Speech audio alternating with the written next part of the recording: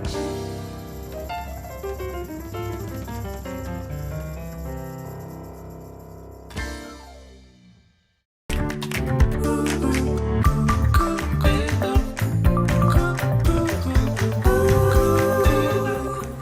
morning, and thank you for joining us on After GMS. Guys, it's Monday. Woo, woo. Yay!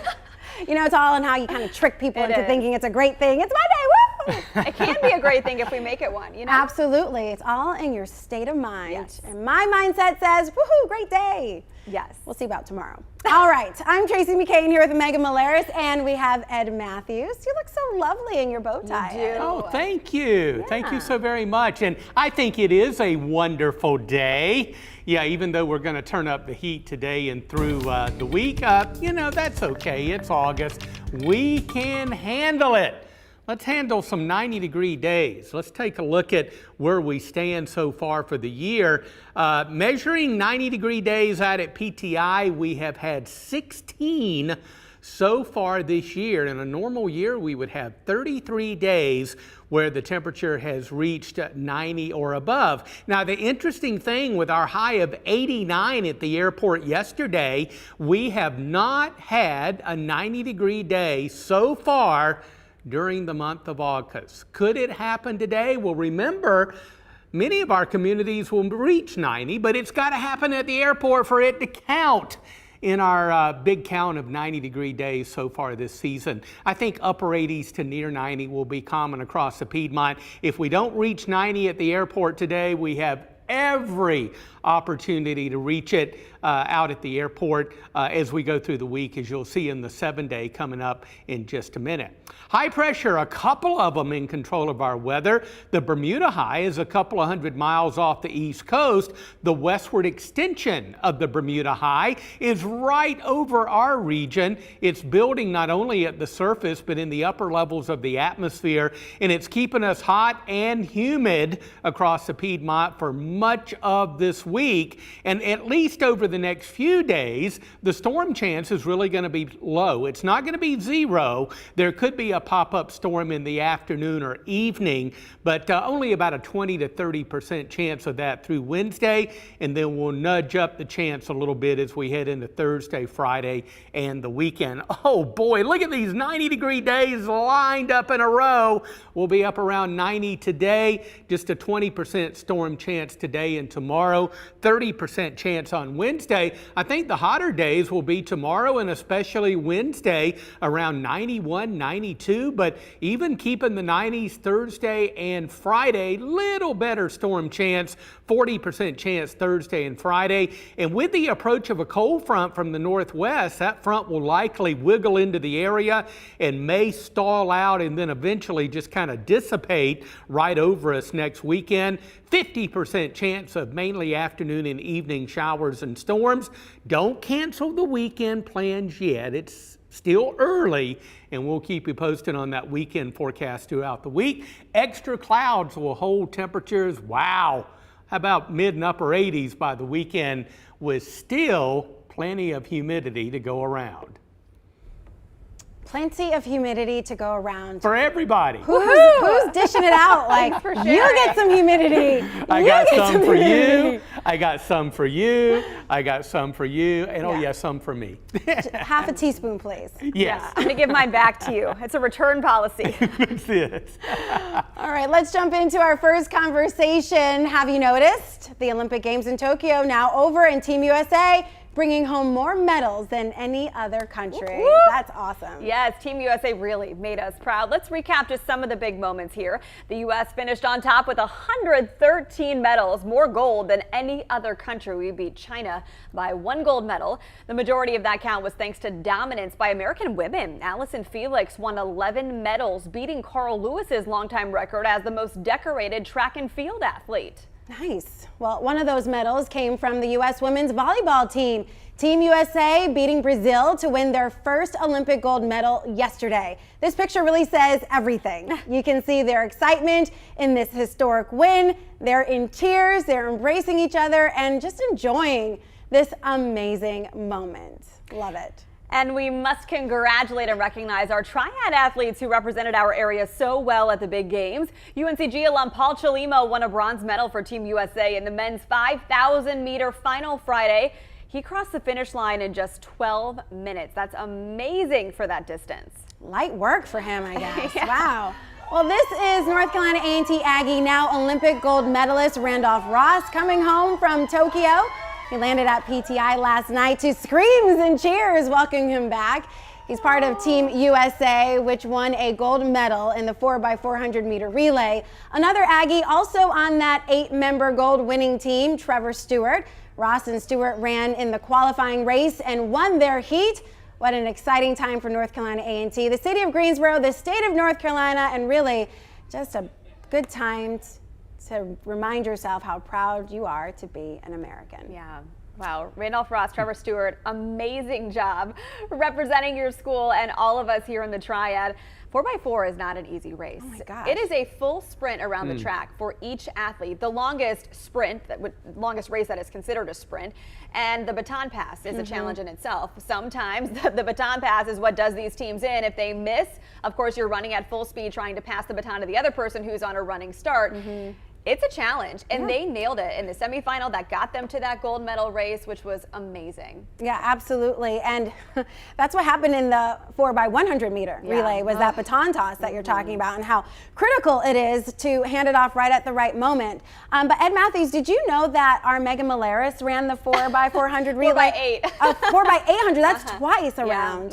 Oh my She was in the gosh. state championships. You know, Many years ago. I'm not surprised. Oh, many years ago, right?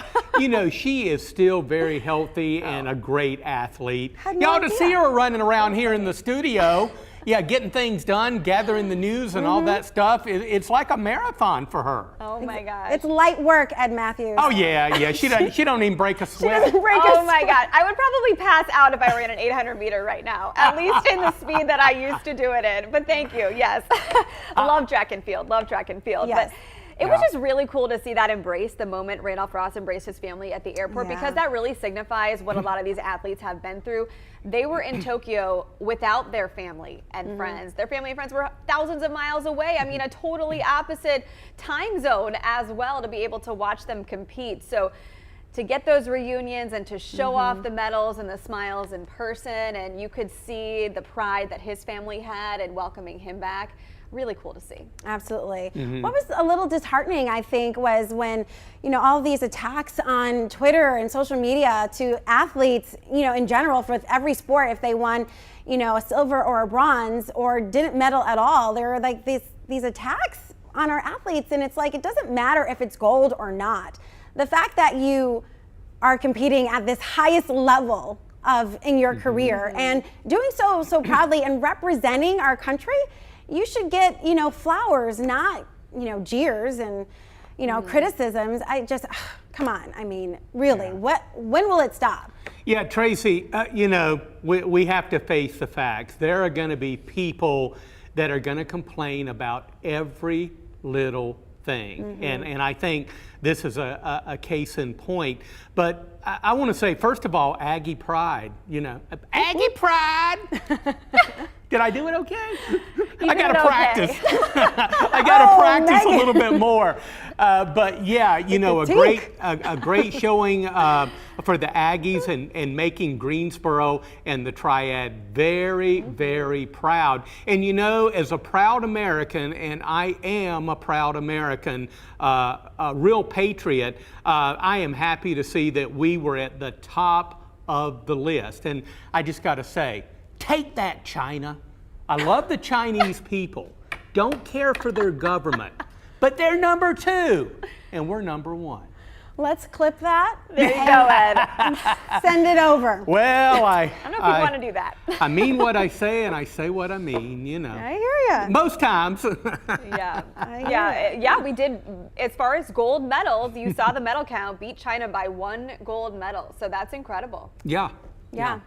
And by the way, that 4x400 relay was the 4x400 team won by just a second and a half.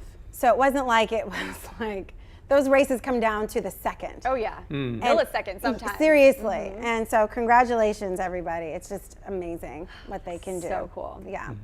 All right, let's talk about your headlines here. Yeah, let's get to some morning headlines, and then we have another fun conversation coming up. But we have a lot to cover here. Guilford County commissioners have called a meeting about a possible county-wide mask requirement and mandatory vaccination for county workers. Again, this is just a proposal right now. Schools are also taking up this decision. It comes as the Delta variant fuels another spike in COVID cases and hospitalizations. So let's look at the latest county data. The Guilford County Health Department reports 123 new cases here in the last day. The positivity rate over the last 14 averaged 6.8%, which is above the goal of 5% or lower, our threshold to know the spread is slowing. However, Guilford County has the highest vaccination rate in the triad, with 53% of its population with at least one COVID vaccine dose. The Rockingham County Schools Board will meet tonight to discuss the district's mask policy for the new school year. Already a lot of opinions about this. The meeting is open to the public, and the board is inviting parents to come and comment on whether masks should be required for students. It's tonight at 6 at the Central Board office in Eden. We'll keep you updated on air and online when we learn about the decision. Well, today, Cone Health will start reducing hospital visitations again as the healthcare system and others across the state deal with a number of new COVID patients. Cone Health will allow patients to have just one visitor a day instead of two. This rule applies only to patients in the main hospitals, including Moses Cone and Wesley Long. It does not apply to the Women's and Children's Center, the cancer centers, emergency departments, and the behavioral health hospitals. Europe's drug regulator is recommending 3 more side effects be added to the Johnson & Johnson COVID-19 vaccine label. The committee says low blood platelets, dizziness, and ringing in the ears should also go on the warning label.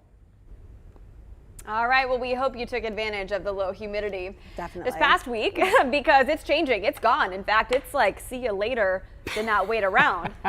Typical summer weather is settling back into the triad, and that brings us to our conversation of the morning. Do you prefer getting fresh air by just opening up a window, turning on the AC, or does it depend on just how hot it is? I posed the question on my Facebook page. Scott said either is okay. My body had adjusted to the heat and it's not bothering me one bit. My cool down is ice cold water. This viewer said if I had the choice, the windows, save that money. Penny said, I love fresh air. It's just too hot and humid, though, to raise the windows. AC is on 72. Brenda said AC all the time. When you open windows, dust and pollen get in the house and on the furniture. Well, some of you texted in some answers. One viewer said, open the windows if it's not humid. Another says they like to roll the car windows down and drive 60 miles an hour towards the mountains. Ah, oh, so nice. Elizabeth says the AC and a fan. Well, thank you so much for weighing in here. We'd like to hear what you have to say on the feed as well. And Megan, you know, Ed and I have the same opinion earlier. You like AC? We like the AC, and it really depends on the season and the temperature. But you're kind of like an open air person all year round, except for winter. Yeah, I mean, but I married an AC lover, so that doesn't happen in our house.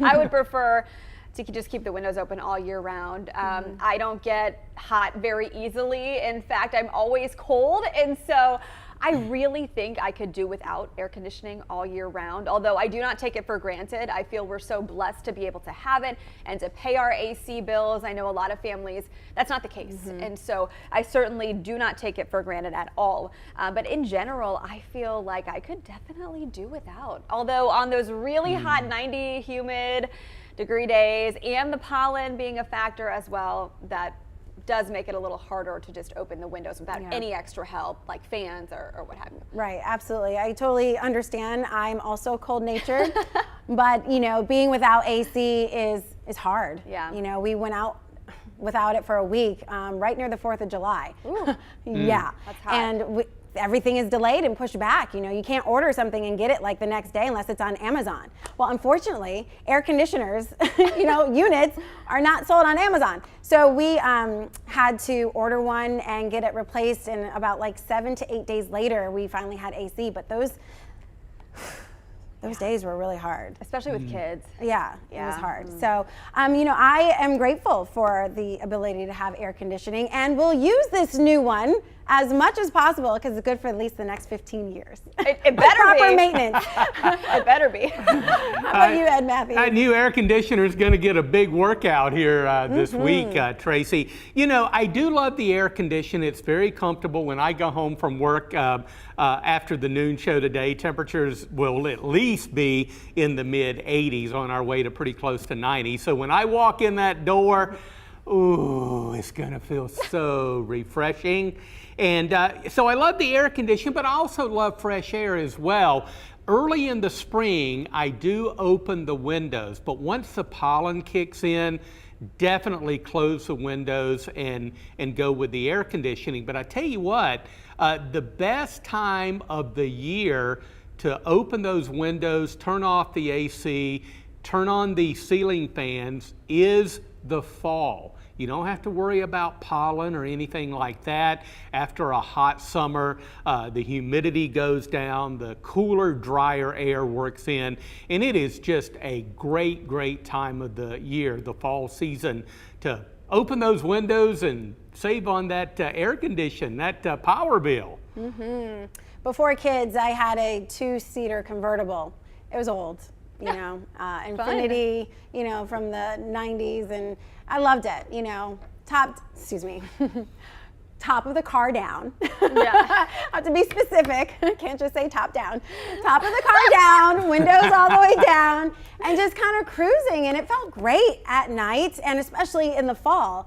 Now I drive a tank for my 3 young children, so don't necessarily have the same, doesn't have the same impact. But I remember those days and cruising. It was really nice.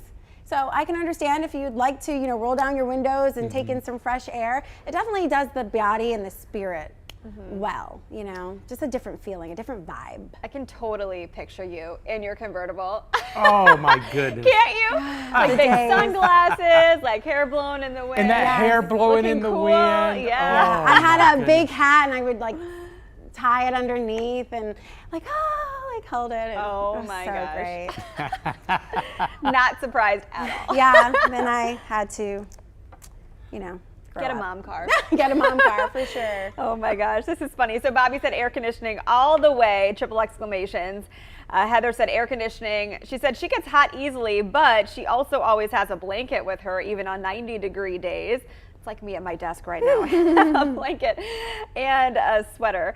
Robin said for those without air conditioning, she suggests taking a cool shower to cool down your body and drink plenty of water. Also, just a note here, a lot of the American Red Crosses here in our area, I know Rockingham County has done this in the past. They do fan drives for people, especially who are elderly, who maybe don't have AC or don't have reliable air conditionings. They'll help find a fan for you. So there are resources available. So if you have elderly neighbors, just kind of check on them and make sure they're okay and direct them to resources that can help. That is a great tip. Senior Resources is a good place to call, and like every county has one, so you could start there or the Sheriff's Department. I know Rockingham County Sheriff's Office does it every year. All right, so we are going to need the fan, the AC, or the windows down today because humidity is back, so is the heat. Yeah, the heat and humidity is back. And also I want to throw in, take care of your pets. Shorter walks and make sure they got plenty of fresh water. They'll love you for it. Look at this, 90-degree heat all week long.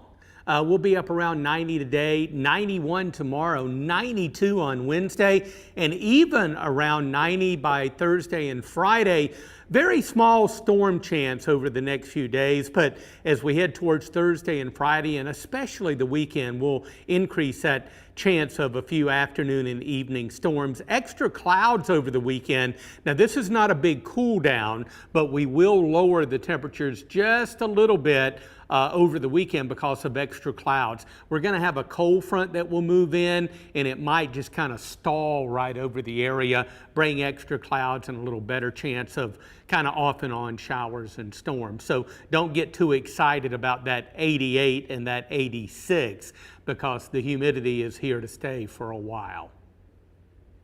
That's okay, as long as you stay with it, Ed Matthews. I'm staying on top of it. You better believe it. And you know, on a serious note, as you guys were mentioning earlier, you know, take care of the elderly, the pets. You know, a lot of people have to work out in this heat, and you know, just take frequent breaks. Water is what you drink. nothing else. None of those fancy smancy beverages. They're not good to drink when we're talking about a hot situation. And just kind of stay cool, because heat stress and even heat stroke can come upon you before you even realize it, and it's too late. Yeah, you got to take care of yourself. Yeah. Easily, and especially for our crews who are working in construction, they have so much gear they have to wear on top of the heat. So, I mean, add in hot clothes with, hot temperatures, and you're really asking for some trouble. So be safe if you have to be outside today. And if you're working outside, hopefully you already got it done. Yeah. Or you go right now, because Right. it's going to get hot pretty quickly. Yeah, hottest parts of the day, Ed, what is it, between 10 and 3? Usually the hottest day, it gets hot through the morning really pretty quickly. I think we'll be up around 85, 86 by midday, and then pretty close to 90 during the afternoon. So the hottest time between about 11 a.m. and about 4, 5 p.m. And then after the sun starts to go down, temperatures start to slowly drop. All right, well, we now know what to expect, Ed Matthews. Thank you. And thank you all for joining us on After GMS. Had some great conversations going this morning. We'll have more again tomorrow. All right, that sounds good. Get out there and get to it. Make it a wonderful Monday.